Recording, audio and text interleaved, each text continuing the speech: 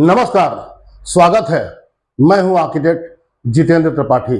दोस्तों, जैसा कि आपको मालूम है कि मैंने ये चैनल, जिसका नाम है नक्शेबाज, ये इसीलिए शुरू किया है कि जो मकान से संबंधित जितनी भी समस्याएं हैं, जितनी भी जानकारी है, जो मेरे पास है, जो मेरा अनुभव है, वो मैं आपसे शेयर कर सकूं, आपसे बांट सकूं, जिससे कि जब भी आप अपने मकान के बारे में कोई भी फैसला लें, बनवाना है, रिपेयरिंग करानी है, उसमें कोई भी काम कराना हो, तो आपका काम जो है आसान हो जाए।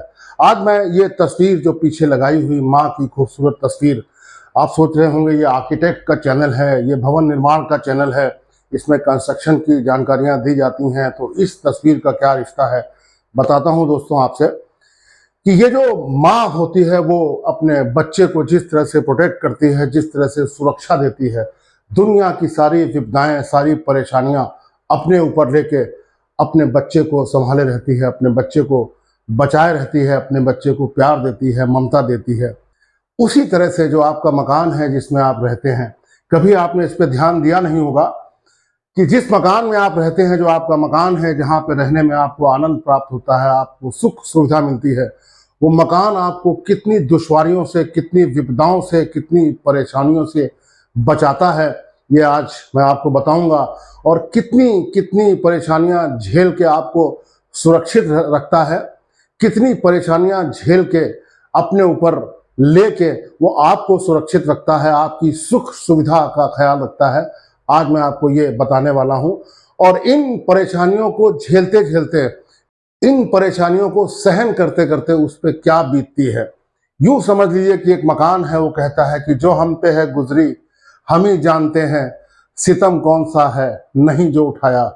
तो चलिए आज आपको बताता हूं कि एक मकान जो है वो आपको सुख सुविधा, आनंद और सुरक्षा देने के बाद या देने के कारण अपने ऊपर क्या क्या परेशानियां लेता है।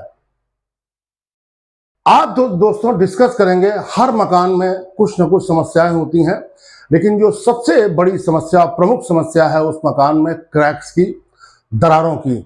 और वो दरारें क्यों आते हैं, जैसा कि अभी मैंने आपसे कहा कि एक मकान जो है, एक भवन जो है, वो क्या क्या झेलता है और जिसकी वजह से वो दरारें उसमें आती हैं। तो इसी पे आज चर्चा करने के लिए मैं आपके सामने आया हूं। और मुझे ये लगता है कि जब तक ये वीडियो खत्म होगा, समाप्त होगा, तब तक जो आपके मकान में, आपके भवन में जो भी क्रैक्स हैं, जिस जिस तरह के क्रैक्स हैं, क्यों वो क्रैक्स आते हैं, क्या होता है क्रैक्स आने का सबब, इन सब से आप वाकिफ हो चुके होंगे। तो सबसे पहले आपको बताता हूं एक बिल्डिंग जिसमें आप रहते हैं वो क्या क्या झेलता है, और तब जाके आप उसमें सुख से रह पाते हैं। वैसे तो एक मकान में बहुत सारे फोर्सेस हैं जो लगातार काम करते रहते हैं। आपको इसके बारे में बिल्कुल भी पता नहीं होता है कि जब आपने एक नया मकान बनवाया और आपने उसमें रहना शुरू किया, तो कैसे कैसे उस मकान में सेटलमेंट होता है, कैसे कैसे फोर्सेस हैं जो उस मकान को क्षति पहुंचाने के लिए काम करते हैं, किस किस तरह से उन फोर्सेस को, उन दबावों को वो मकान झेलता है। चलिए पहले उससे आपका परिचय करा देते हैं। एक मकान जो आपने बनवाया, यूं समझ लिए कि एक मॉडल है मकान का, एक एग्जाम्पल है, ये बना हुआ है। इस पर मैं आपको बताऊंगा कि कहाँ कहाँ से इसके ऊपर जो है फोर्सेस आते हैं, किस तरह से फोर्सेस इस पर काम करते हैं जो इसको क्षति पहुंचाते हैं।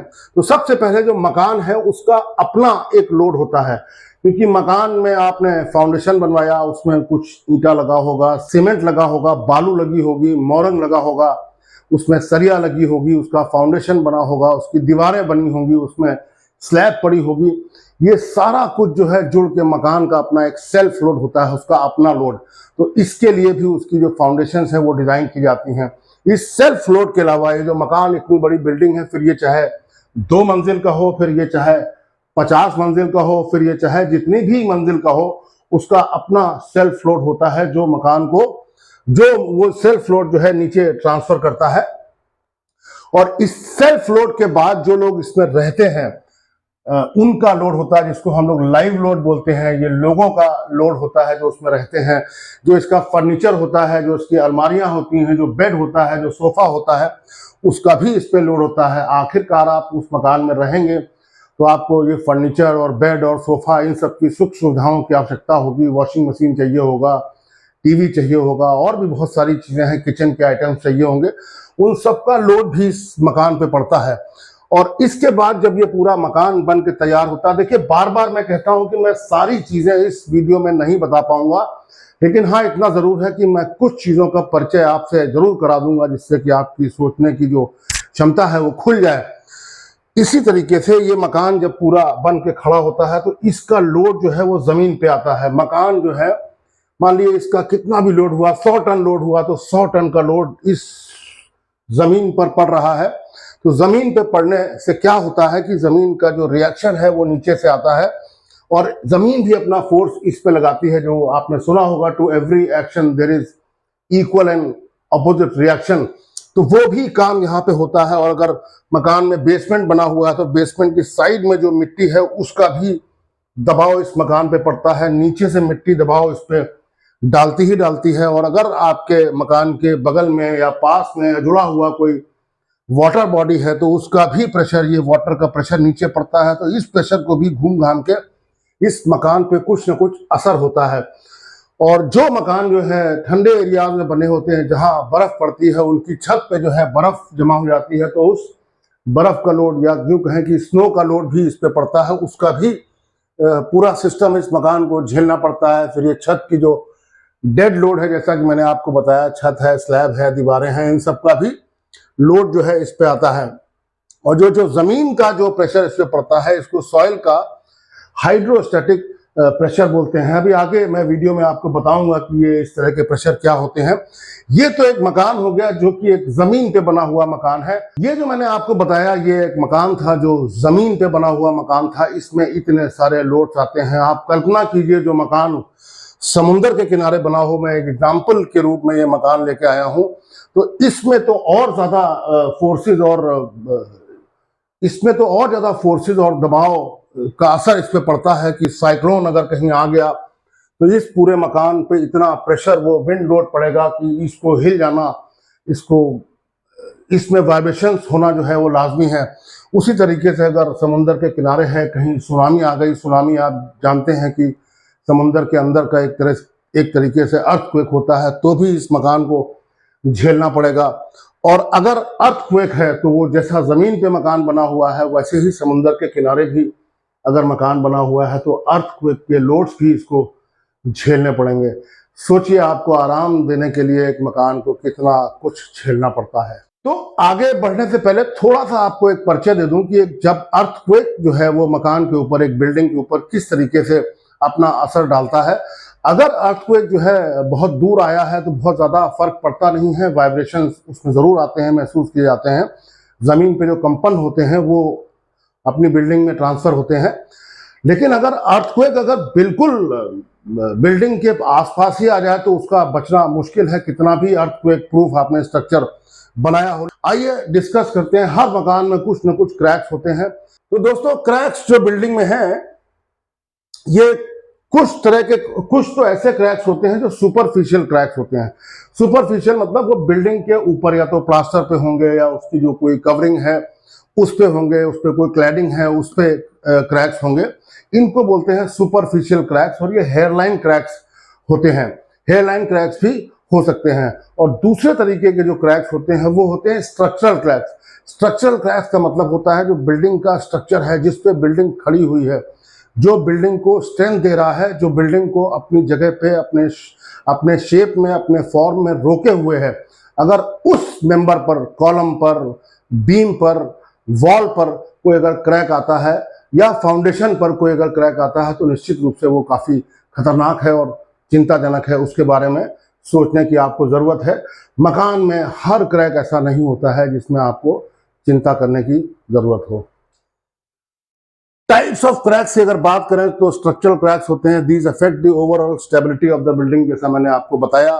दूसरा होता है नॉन स्ट्रक्चरल क्रैक्स, जो कि प्लास्टर में होते हैं, मैसोनरी में होते हैं, जो मैंने आपको बता ही दिया है। और ये कुछ इस तरह के होते हैं। ये जो क्रैक है, ये देखिए सुपरफिशियल, प्लास्टर में क्रैक्स लग रहे हैं, ये भी प्लास्टर में क्रैक लग रहा है, ये भी प्लास्टर में क्रैक होते होते पूरी दीवार को इसने क्रैक कर दिया है। निश्चित रूप से काफी चिंताजनक है। और जहां पर आरसीसी की स्लैब पड़ी होती है, उसके ऊपर कोई दीवार खड़ी कर दें, जहां पे आरसीसी के स्ट्रक्चर और ब्रिक वॉल यानी मैसोनरी का मिलन होता है, वहां पे क्रैक्स का आना अवश्यंभावी है, लेकिन वो क्रैक जो है चिंताजनक या खतरनाक नहीं होता है जैसे इस तरह के क्रैक्स हैं। ये देखिए आरसीसी का स्ट्रक्चर है, इसके ऊपर ब्रिक की वॉल लगा दी, तो यहाँ पे क्रैक आना बिल्कुल अवश्यंभावी है, इसीलिए यहाँ पे ग्रूव्स डाल दिए जाते हैं जिससे कि वो क्रैक जो है कुछ दिन तक दिखाई न पड़े। लेकिन ये जहां पे ब्रिक का और स्लैब का जो जॉइंट होता है वहां पे अगर ये ग्रूव बना दिया जाए तो कुछ दिन तक के लिए उसको छुपाया जा सकता है। ये आपने क्रैक्स देख लिए होंगे, ये तो बहुत ही खतरनाक और चिंताजनक लग रहा है। ये भी क्रैक जो है तो पूरी दीवार को ही इसने अलग कर दिया है, दो टुकड़ों में बांट दिया है। तो आगे हम लोग डिस्कस करेंगे कौन सा क्रैक कितना खतरनाक है, कितना आसान है और कितना मुश्किल है उसको रिपेयर कर पाना। Hair line cracks, hair line cracks बिल्कुल यूं समझ लीजिए जैसा कि इसका नाम है, हेयर के बराबर क्रैक होता है, बहुत पतला, बहुत माइन्यूट, बहुत ही थिन क्रैक होता है। ये क्रैक्स का जो कारण होता है वो क्या होता है? Leaks caused by escape of water somewhere in your house. ये देखिए मैं आपको बता दूं, मैंने अपने पिछले वीडियोस में भी बताया है कि वाटर का जो एफिनिटी है, जो प्यार है, वो कंक्रीट से, सीमेंट से, ईंटे से बहुत ज्यादा है और आपका घर बनने में बहुत ज्यादा पानी का इस्तेमाल होता है। वो होना भी चाहिए क्योंकि वो पानी उस घर के बनने के लिए बहुत आवश्यक है क्योंकि वो सीमेंट को उसमें डूबा होना चाहिए, कंक्रीट को उसमें डूबा होना चाहिए, मशीनरी को उसमें डूबा होना चाहिए। लेकिन एक बार जब घर बन गया तो आपको ये ध्यान रखना है कि आपके घर के आसपास कोई पानी की बॉडी, मतलब कोई नाली, कोई ड्रेन या कोई ऐसा सिस्टम ना हो जो घर के आसपास जो है पानी को इकट्ठा कर रहा है। देखिए पानी एक ऐसी चीज है जिसको कोई रोक नहीं सकता, उसको चलना ही चलना है। रुका हुआ पानी की बात नहीं कर रहा हूं, अगर रुका हुआ भी है तो कहीं न कहीं से वो निकलने की कोशिश करेगा। लेकिन जहां तक ड्रेन और नालियों की बात है और बरसात के पानी की बात है, इसमें एक घर के मालिक को बड़ा सावधान रहना चाहिए कि वो पानी किसी भी हालत में घर के स्ट्रक्चर के अंदर प्रवेश न करे, घर के स्ट्रक्चर के आसपास न रुके, क्योंकि जब पानी अपना रास्ता बनाएगा तो किसी न किसी चीज को वो डिस्ट्रॉय करेगा, उसमें क्षरण करेगा, जिससे कि आपके जो भवन है उसको 100% नुकसान होना लाजमी है। तो एक तो ये पानी का जो भी व्यवस्था है वो देखनी पड़ेगी कि पानी आपके घर के किसी भी हिस्से में न घुसे और उसके आसपास से ना जाए। नाली भी अगर है तो देखना पड़ेगा कि उस नाली का पानी कहीं रिस्क के अपने घर के अंदर उसके फाउंडेशन में तो नहीं जा रहा या उसकी दीवार में तो नहीं जा रहा, क्योंकि अगर फाउंडेशन में जाएगा पानी जो है कैपिलरी एक्शन से वो दीवार के अंदर प्रवेश करेगा, फिर वो कहाँ कहाँ जाएगा किसी को नहीं मालूम। इसी के साथ एक नई बिल्डिंग, अगर आपके घर में कोई एक्सटेंशन हुआ है, कोई एक कमरा नया बनाया गया है, कोई पोर्शन नया बनाया गया है, तो निश्चित रूप से उसमें पानी का बहुत ज्यादा इस्तेमाल हुआ होगा। वो पानी भी पुराने स्ट्रक्चर में प्रवेश कर सकता है और उसको डैमेज कर सकता है और क्रैक्स का कारण बन सकता है, ये ध्यान रखिएगा। Changing temperatures and humidity levels causing the structure to shrink and swell over time. ये देखिए मैं एक एक जो पॉइंट है उसको मैं पढ़ के इसलिए बता रहा हूँ, कोई भी चीज छूटे ना और मैं पूरी तरीके से आपको एजुकेट कर पाऊँ। देखिए हमारे भारतवर्ष की जहाँ तक बात है, जहाँ हम लोग नॉर्दर्न इंडिया में रहते हैं और भी लोग जहाँ ऐसे एरियाज में रहते हैं जहाँ पे टेम्परेचर का वेरिएशन बहुत ज़्यादा होता है। नॉर्दर्न इंडिया की हम लोग बात कर लें तो लगभग सब जीरो टेम्परेचर भी हो जाता है, कभी कभी 0 डिग्री के नीचे, लेकिन यूँ मान लीजिए कि 0 से 5 डिग्री तक टेम्परेचर सर्दियों में रहता है। और यही टेम्परेचर गर्मियों में, जैसे कि आजकल बेतहाशा गर्मी पड़ रही है, तो ये टेम्परेचर करीब 45 डिग्री पहुंच गया है। तो किसी भी स्ट्रक्चर को इतना ज्यादा टेम्परेचर का रेंज जो है वो झेल पाना बहुत मुश्किल होता है और उसका असर जो है बिल्डिंग पर निश्चित रूप से पड़ता है।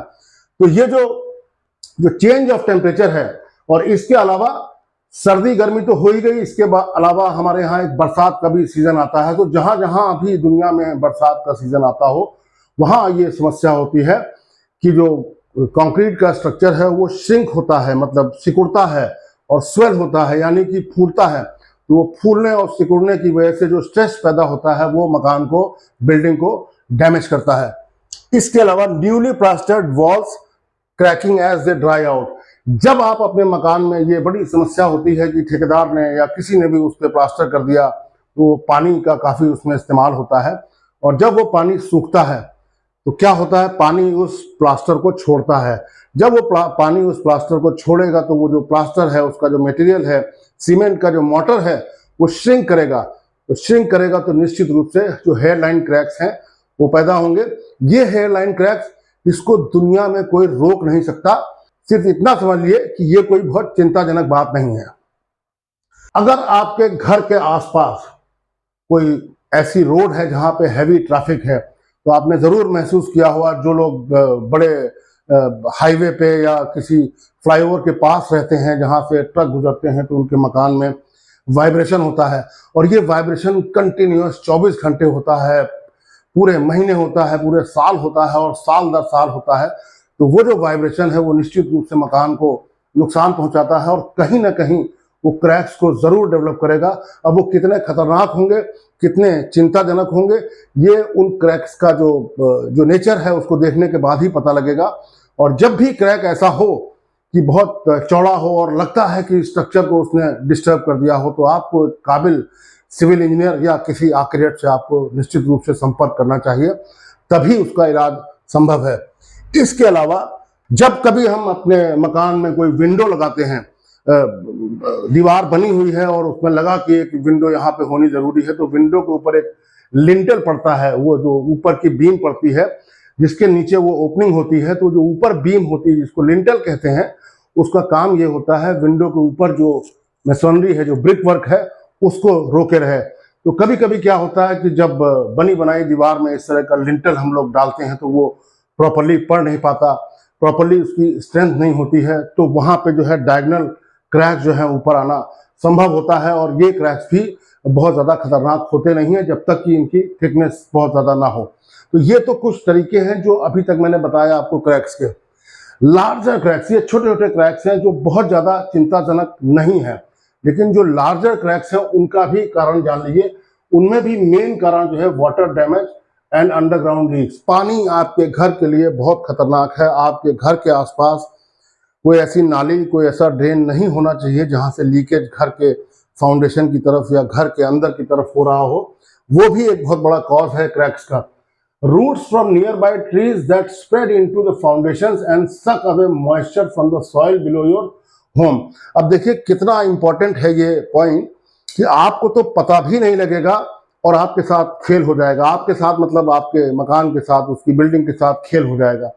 कल्पना कीजिए कि आपका मकान है और उसके बाहर किसी ने पेड़ लगा दिया या आपने ही पेड़ लगा दिया, और वो पेड़ आपने 5 साल पहले लगाया था और आज वो बड़ा होकर 20 foot, 25 foot, 30 foot, 40 foot height का हो गया। उसका घेरा भी जो है 20-25 फुट हो गया। तो जितना घेरा आप ऊपर देख रहे हैं पेड़ का, यूँ समझ लीजिए कुछ पेड़ों में हालत ऐसी होती है कि उतना ही घेरा उनकी जड़ों का होता है। तो पेड़ को जिंदा रहना है तो उनकी जड़ों से जो पानी है वो पेड़ को सप्लाई होगा। तो पानी कहाँ से आएगा? तो पानी वहीं से आएगा जो आपके मकान के आसपास फाउंडेशन में जो पानी मौजूद, जो फाउंडेशन के पास जो मिट्टी है उसमें जो पानी मौजूद है, वहां से ये पेड़ जो है पानी को सक कर लेगा।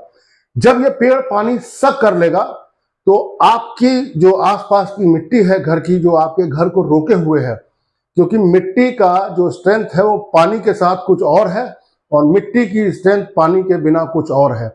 अगर मिट्टी से पानी सक कर लिया गया तो मिट्टी बिल्कुल बेकार हो गई, उसकी स्ट्रेंथ वहां पे खत्म हो गई, तब भी ये आपके मकान को डैमेज करेगी, क्योंकि वो उस मिट्टी में दम नहीं रहा। तो कहीं ना कहीं मकान आपका जो उसकी जो फाउंडेशन है वो इधर उधर चल सकती है या यूं कहें कि चल देगी।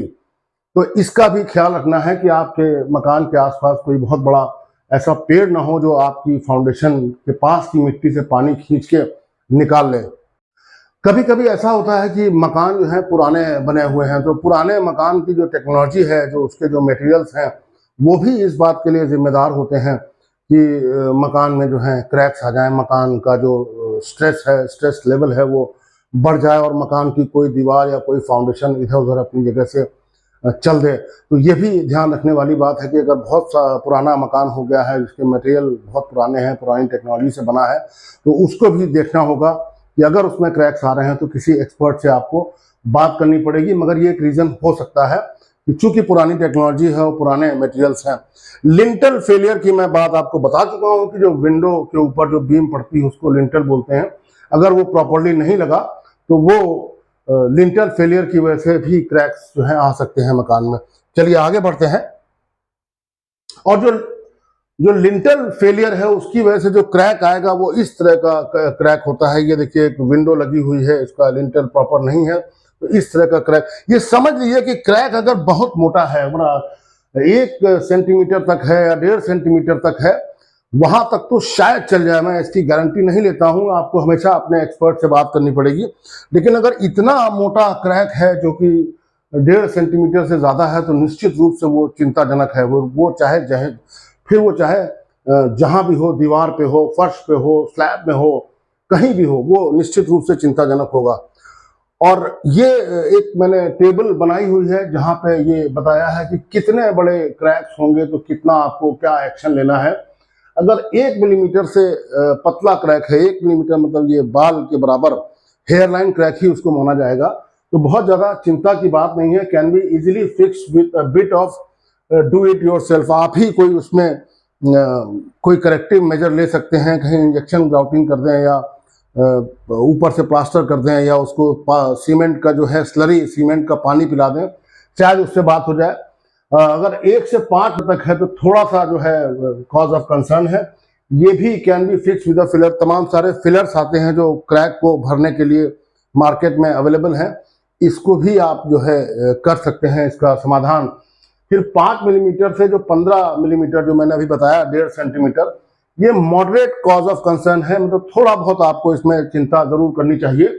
May need professional building repair work. इसमें कोई प्रोफेशनल आदमी, कोई स्ट्रक्चरल इंजीनियर या जो लोग इस तरह का काम करते हैं, जो क्रैक्स को सोल्यूशन देने में, क्रैक्स के लिए सोल्यूशन देने में एक्सपर्ट हैं, तमाम सारे मटेरियल्स और तमाम सारी टेक्नोलॉजी बाजार में उपलब्ध है, तो उनकी मदद लेनी पड़ेगी। और जो मोर देन 25 mm यानी कि 1 इंच से बड़ा अगर क्रैक है तो ये तो बहुत ही सीरियस है। 15 से 25 mm भी सीरियस है, और जो 25 mm से ज्यादा का क्रैक है वो इतना बड़ा हो सकता है, इतना बड़ा हो सकता है। मतलब ये तो 25 mm से बड़ा क्रैक का मतलब है कि उसने स्ट्रक्चर को, अगर आपकी दीवार में है तो यूं मान लीजिए कि आपकी दीवार को 2 पार्ट में डिवाइड कर दिया है।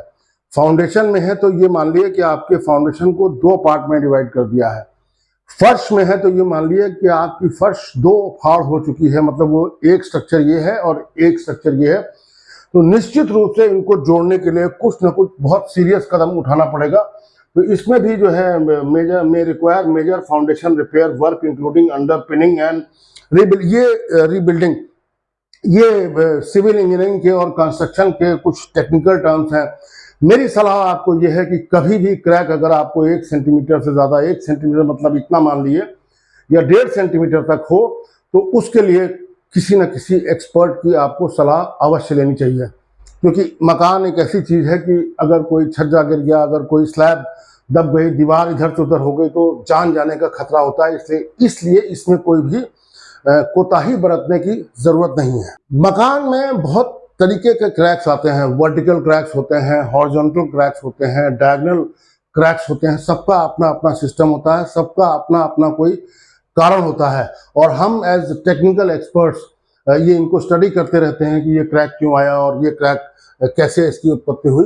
तो वर्टिकल क्रैक्स की जहां तक बात करें तो these kinds of small cracks often appear in plastered walls in new properties. नया जो मकान बना होता है उनके प्लास्टर में ये क्रैक्स आते हैं। जैसे कि ये आप यहाँ देख रहे हैं कि नई प्रॉपर्टी है और ये क्रैक जो है इसके प्लास्टर में आया हुआ है, तो निश्चित रूप से इसको सीमेंट से भर देंगे, सीमेंट के किसी पेस्ट से इसको भर देंगे और हमारा काम चल जाएगा। इसमें बहुत ज्यादा चिंता की बात है नहीं।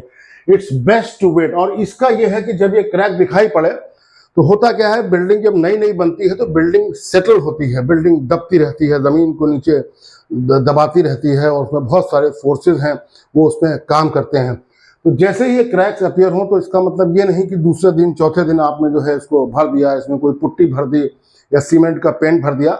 इसका इंतजार करना चाहिए 6 महीने, 8 महीने, या एक बरसात का सीजन निकल जाए, या साल भर भी आप इंतजार कर सकते हैं। कहीं कोई इससे दिक्कत नहीं है। जब पूरा ये सेटल हो जाएगा उसके बाद आप इसका रिपेयर आप कर सकते हैं। If vertical cracks are wider than 5 mm there could be more serious cause which should be investigated. अगर ये क्रैक जो है 5 सेंटीमीटर से ज्यादा है, वर्टिकल क्रैक, देखिए मैं बार बार कहता हूं कि क्रैक की थिकनेस अगर कम है तो बहुत ज़्यादा चिंता की ज़रूरत नहीं है अगर वो प्लास्टर में है या ऊपर सुपरफिशियल है, ऊपर से दिख रहा है। लेकिन अगर किसी भी स्ट्रक्चरल मेंबर मतलब वो मेंबर जो आपके घर की बिल्डिंग को संभाले हुए हैं, रोके हुए हैं, उसमें क्या होता है, फाउंडेशन है, कॉलम्स हैं, बीम्स हैं, स्लैब्स हैं, और किसी किसी केस में अगर वो फ्रेम स्ट्रक्चर नहीं है तो आपकी वॉल्स भी हैं। अगर इनमें क्रैक जो है 5 mm से ज़्यादा होगा तो निश्चित रूप से बिना किसी देरी के आपको किसी एक्सपर्ट से कंसल्ट करना चाहिए। बाकी तो मैं आपको जानकारी दे ही दे रहा हूँ। हॉरिजॉन्टल क्रैक, जैसे वर्टिकल क्रैक ये हो गया, वैसे ये हॉरिजॉन्टल क्रैक्स भी होते हैं। These could be the result of structural movement. These sorts of foundation problem should be taken seriously. मैंने आपको बताया कि आपका जो घर है, वो जो बिल्डिंग आपने बनाई है, क्योंकि उसका ही लोड बहुत ज़्यादा होता है। 100 टन का तो मैंने एग्जाम्पल दिया, शायद ज़्यादा ही होता हो, कभी मैंने कैलकुलेट नहीं किया, लेकिन वो इतना ज़्यादा होता है कि उस ज़मीन को जब दबाता है तो ज़मीन को नीचे से भी प्रेशर पड़ता है। तो इन सारे फोर्सेस का जो कल्मिनेशन होता है वो ये होता है कि स्ट्रक्चर कहीं ना कहीं कुछ क्रैक होगा, कहीं ना कहीं कोई डिफॉर्मेशन होगा, और ये प्रोसेस सतत चलती रहती है आपके पास। जैसे अभी मैंने आपको एक पेड़ का एग्जाम्पल दिया कि आपने पेड़ लगा लिया तो उसने क्या किया, पानी सोख लिया और आपकी फाउंडेशन को, जो आसपास की मिट्टी थी, उसको सुखा दिया। जो मिट्टी सूख गई, उसकी बियरिंग कैपेसिटी कम हो गई, तो हो सकता है वो घर उस तरह झुक जाए। तो जब झुकेगा तो पता नहीं कहाँ कहाँ उसका स्ट्रेस आएगा, कहाँ कहाँ से बीम मुड़ेगी, कहाँ कहाँ से कॉलम मुड़ेगा, और कहाँ कहाँ से वो डैमेज होगा। तो अब ये बात हो गई हॉरिजॉन्टल क्रैक्स की। हॉरिजॉन्टल क्रैक्स कुछ ऐसे दिखते हैं। इसमें ऐसा हो सकता है कि कोई नीचे जो है फाउंडेशन हमारी बैठी हो और ऊपर का स्ट्रक्चर जो है ऊपर टंगा रह गया हो, तो फाउंडेशन नीचे बैठी हो, तो ये दोनों के बीच में गैप आ गया हो, ऊपर का स्ट्रक्चर ऊपर रह गया हो, नीचे का स्ट्रक्चर नीचे खिसक गया हो, तो इस तरह का हॉरिजॉन्टल क्रैक आता है। डायगोनल क्रैक्स भी आते हैं। These are known as staircase step cracks. Staircase step cracks मतलब अगर कोई सीढ़ी मान लीजिए जा रही है, तो सीढ़ी के हिसाब से जैसे सीढ़ी डायगोनल होती है उस तरह का ये क्रैक होता है। इसका नाम है stair step cracks, like a set of stairs going, जैसे सीढ़ी ऊपर जा रही हो। They could be a sign of structural movement, take them seriously. ये सबसे खतरनाक जो क्रैक होता है वो डायगोनल क्रैक ही होता है, और उसके बाद भी जो खतरा होता है वो उसकी मोटाई से नापा जाता है कि अगर क्रैक पतला है तो खतरा कम है, और क्रैक अगर धीरे धीरे बढ़ रहा है, आप उसको वॉच करिए, और धीरे धीरे अगर वो बढ़ रहा है तो समझ लिए खतरा जो है नजदीक है। Some diagonal cracks around door frames and windows can appear because the lintel above is missing। वो लिंटल वाली बात जो मैंने बताई थी, डोर के ऊपर भी एक बीम छोटी सी पड़ी होती है जो डोर के ऊपर ब्रिक वर्क होता है, उसको रोकने के लिए, उसको सपोर्ट करने के लिए। ऐसे ही विंडोज पे होता है।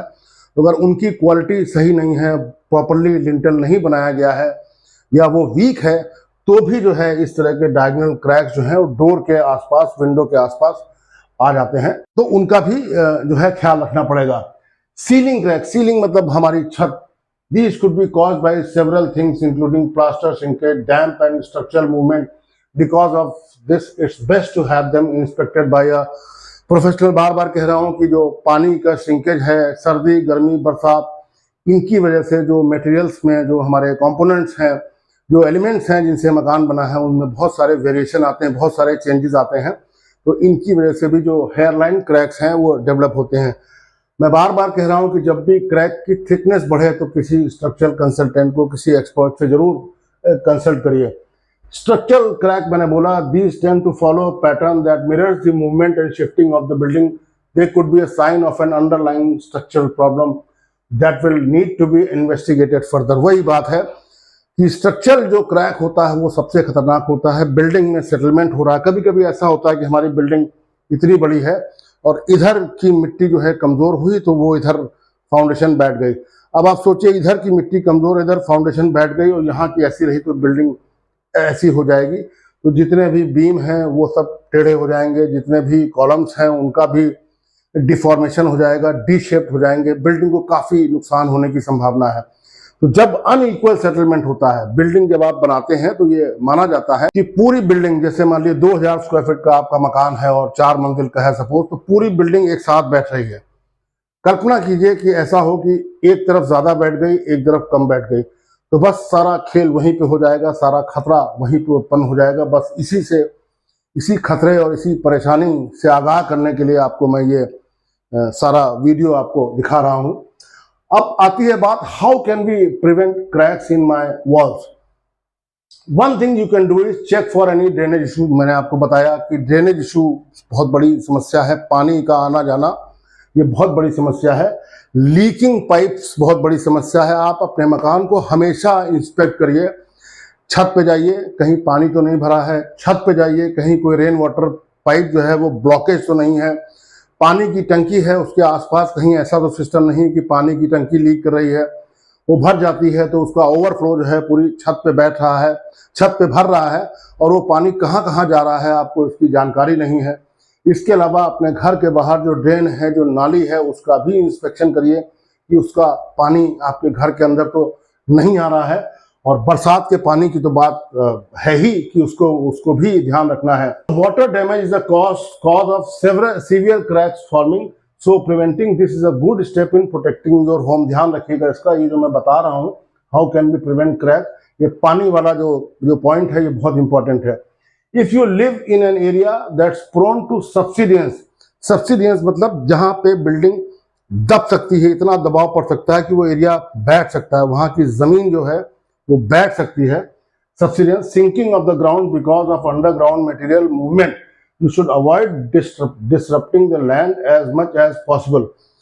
आप इसको कैसे पता करेंगे कि आप सब्सिडेंस वाले एरिया में रह रहे हैं? इसका तरीका यही है कि अगर आप अपने मोहल्ले में रह रहे हैं, किसी ने मकान बनाया है, किसी का मकान पुराना बना हुआ है, वहां से आपको पता लग जाएगा कि वो बैठता है कि नहीं बैठता है। और सबसे अच्छा तरीका तो ये है कि आप चाहें तो सॉइल टेस्ट करवा लें, वो आपको बता देगा इसकी कितनी दम है, मिट्टी में कितनी शक्ति है, वो सब बता देगा। तो बहरहाल ये है कि जहां आप ऐसे एरिया में रहते हैं जहां पे जमीन मिट्टी के दबने की संभावना है, उस एरिया में फर्दर कंस्ट्रक्शन करने से आपको बचना चाहिए। जो बना हुआ है वही रहेगा, उतना ही रखिए, उतने में ही संतोष करिए।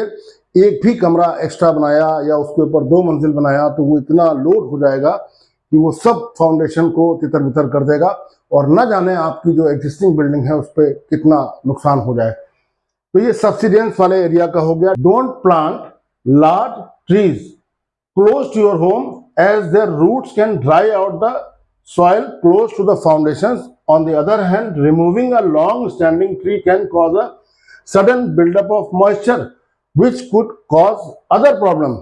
तो या तो बहुत बड़ा पेड़ अपने घर के आसपास ना लगाएं, क्योंकि वो आपके फाउंडेशन के पास की जो मिट्टी है उससे मॉइस्चर खींच लेगा तो उसकी स्ट्रेंथ कम हो जाएगी। दूसरा ये है कि अगर लगा हुआ है तो उसको ना हटाएं, क्योंकि वो उसकी मकान की आदत पड़ चुकी है, वो ऐसा एम्बियंस बन चुका है कि वो उसके साथ बिल्कुल कंफर्टेबल है। अगर आपने उसको हटा दिया तो जितना पानी वो सक कर रहा था, जितना पानी वो सोख रहा था, वो बंद हो जाएगा। तो फिर यहाँ पे परिस्थितियां जो है चेंज होंगी, बदलेंगी, तो फिर ये मकान पर असर पड़ेगा, बिल्डिंग पर असर पड़ेगा। तो ये बहुत सारी बातें हैं जो जानकारी में नहीं थी, मैंने कहा आपको बताऊं। और ये कॉमन कॉजेज ऑफ अकरेंस, जो क्रैक्स होते हैं उनके जो मोस्ट कॉमन जो कॉजेज होते हैं वो क्या होते हैं, मैं आपको बताता हूँ। Foundation movement and settlement causes uneven settlement of the soil beneath the foundation can lead to cracks. मैंने बताया मकान अगर इतना बड़ा मकान बना हुआ है, उसमें एक भी कोना, एक भी साइड अगर अनइक्वल सेटलमेंट हुआ, पूरा बराबर बराबर सेटल हो रहा है तो कोई दिक्कत नहीं। इधर कम इधर ज्यादा सेटल हुआ तो फाउंडेशन में क्रैक्स आने की पूरी संभावना है। इसका प्रिवेंशन क्या है? Ensure proper soil analysis and appropriate foundation design, implementing adequate drainage systems। फिर वही ड्रेनेज सिस्टम की बात जो है बहुत आ रही, दिस इज वेरी इंपॉर्टेंट। और जब भी आप अपना मकान बनवाने के लिए तैयार रहेंगे, जब अपना मकान बनवाने चलेंगे, तो सॉइल की जो टेस्टिंग है जरूर कराइए। ये बहुत से लोगों की जानकारी में होगा नहीं। जब भी आप मकान बनवाते हैं तो उसकी जो सॉइल है उसको टेस्ट करा लिए, उसमें कितना दम है। उसमें जो स्ट्रक्चरल डिजाइनर है उसको ये आसानी हो जाती है कि उस मकान का फाउंडेशन उसी हिसाब से बना देगा। अदरवाइज अगर ये नहीं कराया तो फिर वो अंदाज से काम होता है, और फिर अंदाज से काम होने में ये होता है कि आगे कुछ भी गड़बड़ की संभावना बनी रहती है, और यहाँ तो जान माल का भी सवाल है। थर्मल मूवमेंट्स, ये मैंने आपको बताया, सर्दी, गर्मी, बरसात, जाड़ा, इन सब में जो है, इन सब का जो असर है, जो टेम्परेचर का इतना ज़्यादा जो मूवमेंट है, जो इतना वेरिएशन है, इससे भी जो ये मटेरियल्स हैं ये तपते रहते हैं और फिर ठंडे होते हैं, तो काफ़ी इन पे स्ट्रेस पड़ता है। तो ये भी एक मेन कॉज है क्रैक्स का। इनका प्रिवेंशन ये है, use expansion joints specially in long, वो ये बड़े स्ट्रक्चर के लिए है कि जहाँ पे एक दीवार हमने बनाई तो उसको टुकड़ों में बांट दिया और बीच में जो है गैप छोड़ दिया, जिससे कि वो जो थर्मल एक्सपेंशन होगा तो वो कहीं क्रैक नहीं करेगी। जैसे वो रेलवे ट्रैक्स में वो जॉइंट्स के पास एक्सपेंशन जॉइंट, थर्मल एक्सपेंशन, क्या जैसे रेलवे ट्रैक में वो एक्सपेंशन जॉइंट छोड़े जाते हैं, वो इसीलिए होते हैं कि अगर पटरी इधर से बढ़े और पटरी इधर से बढ़े तो गैप में ही उसका जो बढ़ाव है, जो उसका इंक्रीमेंट है, वो उसी में ख़त्म हो जाए। अदरवाइज वो गैप नहीं होगा तो पटरी एक दूसरे से टकरा जाएंगी और टेढ़ा हो जाएगा। वही हाल ये यहाँ दीवारों का होता है और ये एक्सपेंशन जॉइंट्स इसलिए ज़रूरी होते हैं। लेकिन आपको मैं बार बार कहता हूँ कि आपको अगर समस्या गंभीर है या समस्या से बचना है तो आपको किसी न किसी एक्सपर्ट की सलाह ज़रूर लेनी पड़ेगी। ये मॉइस्चर चेंजेस के हिसाब से causes, moisture changes can cause materials to swell shrink. मैंने बताया आपको कि जो सर्दी गर्मी बरसात है उससे जो मटेरियल्स हैं वो श्रिंक करते हैं और स्वेल करते हैं, सिकुड़ते हैं और फैलते हैं। तो इनका प्रिवेंशन है use moisture barriers, proper drainage control. देखिए बार बार आ रहा है, ड्रेनेज को अपने घर में जो मॉइस्चर है, जो लीकेज है, जो वाटर का जो सिस्टम है उसको कंट्रोल करना पड़ेगा। इतनी पूरी स्टडी के दौरान जितना मैं रिसर्च कर रहा हूँ पिछले 2-3 दिन से, ये मैंने पाया है कि पानी का जो है बड़ा खतरा है घर में, वो सबसे बड़ी समस्या है। ये क्रैक्स और जो भी ये जो डिस्क्रिपेंसीज आती हैं उनके लिए, और ये हाल इनका होता है। और इससे बचने के लिए घर में जो है एडिक्वेट जो है वेंटिलेशन होना चाहिए। घर का ऐसा कोई भी कमरा, ऐसा कोई भी जगह नहीं होनी चाहिए जहाँ जो फ्रेश एयर से महरूम हो, जहाँ फ्रेश एयर ना आती हो। फ्रेश एयर अपने साथ मॉइस्चर को उड़ा ले जाती है, अपने साथ किसी भी और भी जो इंसेक्ट्स हैं या कोई भी हवा में गंदगी है उसको भी उड़ा ले जाती है। और फ्रेश एयर की तो बात ही और है। और फ्रेश एयर की यहाँ पे इम्पोर्टेंस ये है, ये मॉइस्चर को ख़त्म कर देती है। पुअर कंस्ट्रक्शन प्रैक्टिसेस, आप देखिए इसमें इनएडिक्वेट मिक्सिंग ऑफ कंक्रीट, ये तो इसमें तो कुछ कहना ही नहीं है। पुअर कंस्ट्रक्शन पर ये जितनी भी बात अभी तक मैं कर रहा था ये उसकी थी कि हमने कंस्ट्रक्शन का जो टेक्निक है वो सब सही किया हुआ है, हमारे जो काम करने वाले लोग हैं उन्होंने सही काम किया है, और हमारे जितने भी मटेरियल्स यूज हुए हैं वो भी सब सही और अच्छे मटेरियल्स यूज हुए हैं। लेकिन अगर काम ही नहीं सही होगा, काम करने वाला ही नहीं सही होगा, जिस मटेरियल से हम काम कर रहे हैं वो ही नहीं सही होगा, और जिस तकनीक से हम काम कर रहे हैं वो भी नहीं सही होगा, तो फिर तो क्रैक्स तो आएंगे ही। इस तरह के क्रैक्स आते हैं। और ये बहुत सारे ऐसे लोग जो बिल्कुल ही कंस्ट्रक्शन टेक्निक से, कंस्ट्रक्शन की बारीकियों से अनजान होते हैं, बिल्कुल जिसे कहते हैं नए नवेले तरीके से कराते हैं, उनके साथ ये होता है। ईश्वर करे आपके साथ कभी ना हो। और थोड़ा सा जानकार रहिए इस विषय में बचने के लिए। ओवरलोडिंग, अब देखिए ओवरलोडिंग का मतलब यह है कि हमने बिल्डिंग को 5 मंजिल का बनाया, 3 मंजिल का बनाया, 2 मंजिल का बनाया। तो 2 मंजिल की बिल्डिंग अगर हम डिजाइन करेंगे तो उस पर कोई लोड आएगा वो पहले से हम कैलकुलेट कर लेंगे, उसके हिसाब से उसकी फाउंडेशन बना देंगे। अब हमने 2 मंजिल की फाउंडेशन बना ली और पता ये लगा कि बाद में 10 साल बाद हमने उस पर 2 मंजिल और टान दिया, तो क्या होगा, वो फाउंडेशन तो क्रैक कर जाएगी। वो फाउंडेशन है और जो नीचे की वॉल है, बीम है, वो तो उसके लिए डिजाइन है नहीं, तो निश्चित रूप से फाउंडेशन फेल हो जाएगी, तो क्रैक्स का आना बिल्कुल लाजमी है। अगर गलत कंस्ट्रक्शन हुआ है तो उसका तो कोई इलाज है ही नहीं। ये ओवरलोडिंग की बात, ये हर बिल्डिंग का अपना एक लोड होता है, उसी लोड के हिसाब से उसका कॉलम, बीम, फाउंडेशन सब डिजाइन होता है।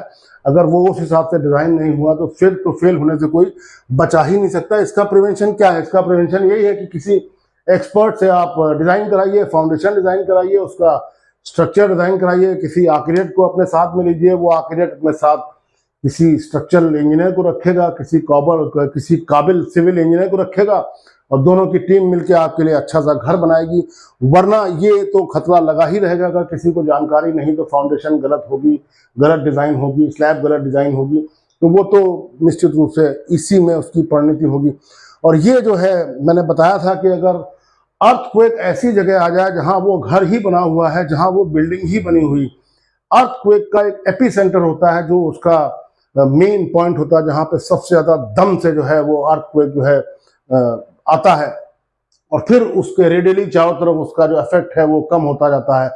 आप सोचिए अगर कोई बिल्डिंग एपी सेंटर के पास में ही है या एपी सेंटर बिल्डिंग के नीचे ही है तो उस बिल्डिंग का तो पता नहीं क्या हाल होगा। तो कई बार आपने देखा होगा कि अर्थक्वेक आता है, वाइब्रेशन होते हैं, बिल्डिंगें हिलती हैं, काम चल जाता है। लेकिन कई बार ऐसा भी होता है कि कई सारे लोगों की मौत हो जाती है, बहुत सारा जान माल का नुकसान होता है, बिल्डिंग्स का भी नुकसान होता है, सड़कें इधर से उधर हो जाती हैं, पूरे पूरे शहर जो हैं वो दरारें आ जाती हैं, वो इधर से उधर हो जाते हैं। तो ऐसे में क्या करेंगे? एनवायरमेंटल फैक्टर्स हैं, ये जो अर्थक्वेक आता है वो एनवायरमेंटल फैक्टर्स में अर्थक्वेक है, साइक्लोन्स हैं, सुनामी हैं, ग्राउंड के वाइब्रेशंस हैं। तो कभी कभी ग्राउंड में वाइब्रेशन, अर्थक्वेक ना भी आए तो यूं ही वाइब्रेशन, और ये सब देखिए परमानेंट चला करता है। ये ऐसा अभी भी मैं बात कर रहा हूँ जिस बिल्डिंग में मैं खड़ा हूँ, जहाँ जिस कमरे में बात कर रहा हूँ, बाहर से गाड़ियां निकल रही हैं, उसका वाइब्रेशन इसमें आ रहा होगा, हवा चल रही है उसका वाइब्रेशन इसमें आ रहा होगा। अब सोचिए जो बिल्डिंगें 50 मंजिल, 70 मंजिल, 80 मंजिल, उसमें इतना विंड लोड होता है कि ऊपर का जो उनका जो मंजिल है वो अपनी जगह से 1.5-2 मीटर हिल जाती हैं। इसको बिल्डिंग का स्वे कहते हैं। वो विंड लोड की वजह से इतना ऊपर हाइट पे 80 क्या कहें 600 मीटर 700 मीटर हाइट पे इतना ज़्यादा विंड लोड होता है कि वो बिल्डिंग को हिला के रख देता है। हम लोग जो स्ट्रक्चरल आर्किटेक्ट्स हैं, जो स्ट्रक्चर डिज़ाइनर्स हैं, इन सब का विंड लोड का पहले से ही उसमें मार्जिन ले लेते हैं, तब जाके ये बिल्डिंग डिज़ाइन होती है। तो एनवायरमेंटल फैक्टर्स ये होते हैं, factors like earthquakes, cyclones and ground vibrations can lead to cracks. इनका प्रिवेंशन क्या है? Design buildings to withstand local environmental conditions, implementing seismic retrofitting in earthquake prone areas can enhance structural resilience।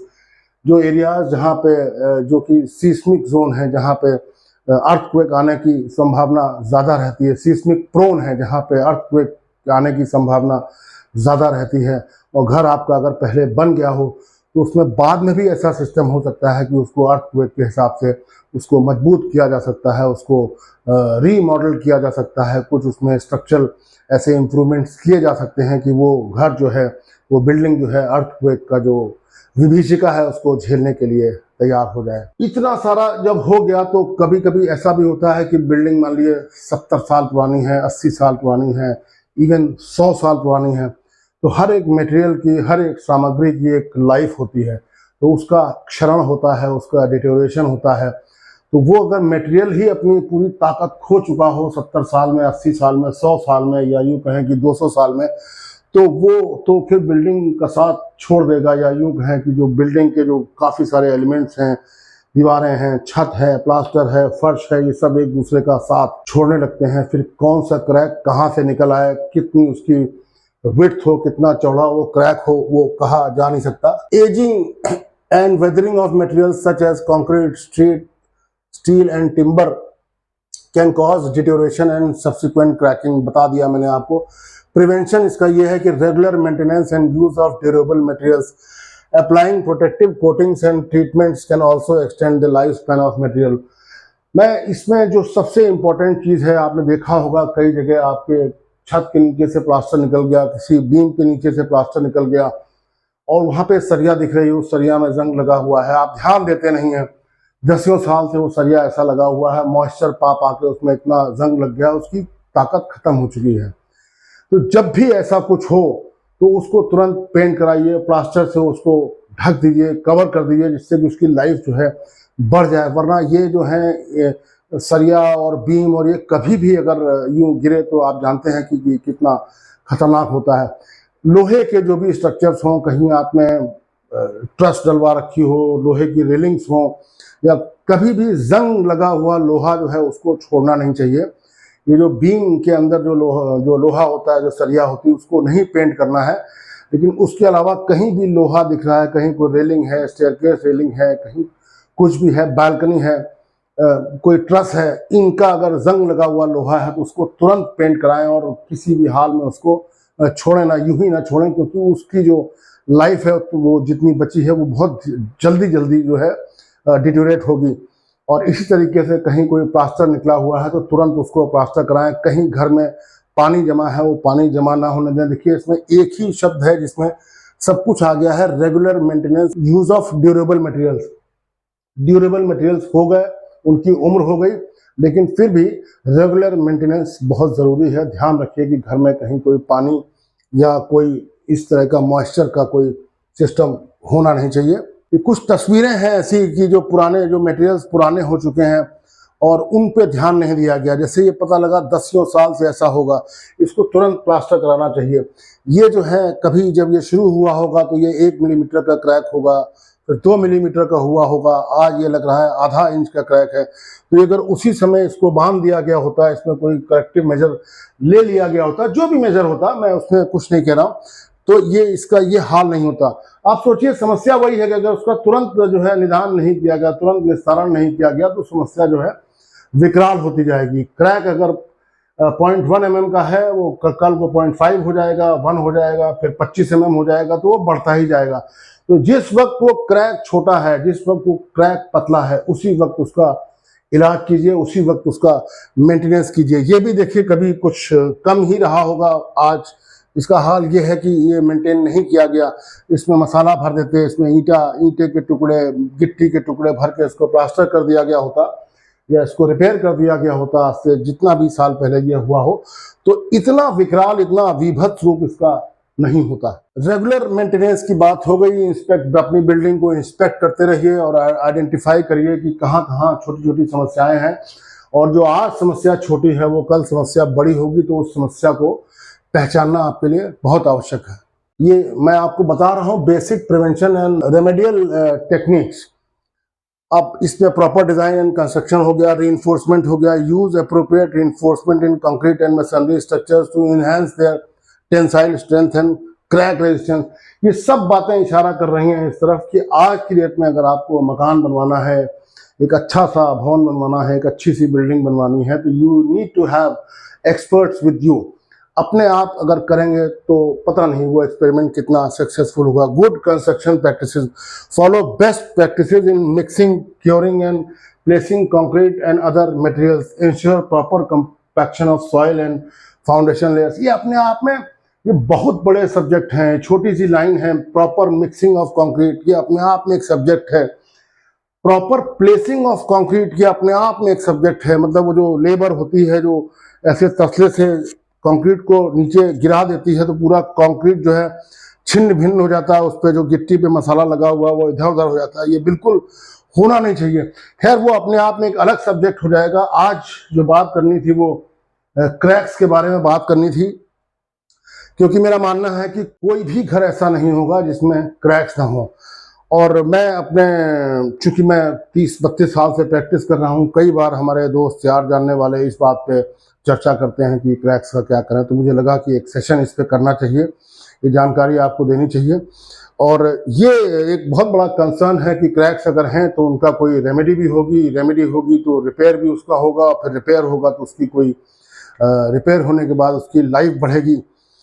तो मुझे लगता है दोस्तों, ये जो आज का वीडियो है ये आपके लिए बहुत काम का होगा, बहुत ही आपकी आंखें खोल देने वाला होगा और अच्छा लगा होगा आपको। तो मुझे लगता है कि मैंने अपना काम अच्छी तरीके से कर दिया है। और अगर आपको अच्छा लगा हो, मेरा ये जो वीडियो है काफ़ी मेहनत से बनाया है आपके लिए, क्योंकि हम लोग भी इन सब चीज़ों से दूर हो जाते हैं। ये रोज़मर्रा की चीज़ें तो हैं, लेकिन इनका जो पढ़ना पढ़ाना कॉजेज़ हैं, ये इसके लिए थोड़ा रिसर्च करनी पड़ती है। तो दोस्तों, मेरा चैनल नया है, ये इस पर 13वां वीडियो, 13th वीडियो इस पर मैं डाल रहा हूँ। और आप सबको बहुत बहुत आप सबका बहुत बहुत आभार, और आप सबको मैं धन्यवाद देता हूँ कि जो हमारा पिछला वीडियो है वो काफ़ी अच्छा जा रहा है, काफ़ी हिट हो गया है, मतलब हमारे चैनल के हिसाब से जो कि नया है। तो दोस्तों, मेरे चैनल को सब्सक्राइब करें, लाइक करें, शेयर करें, और ज़रूर कमेंट करें कि ये वीडियो आपको कैसा लगा। अपना ख्याल रखिएगा। बहुत बहुत शुभकामनाएं। नमस्कार।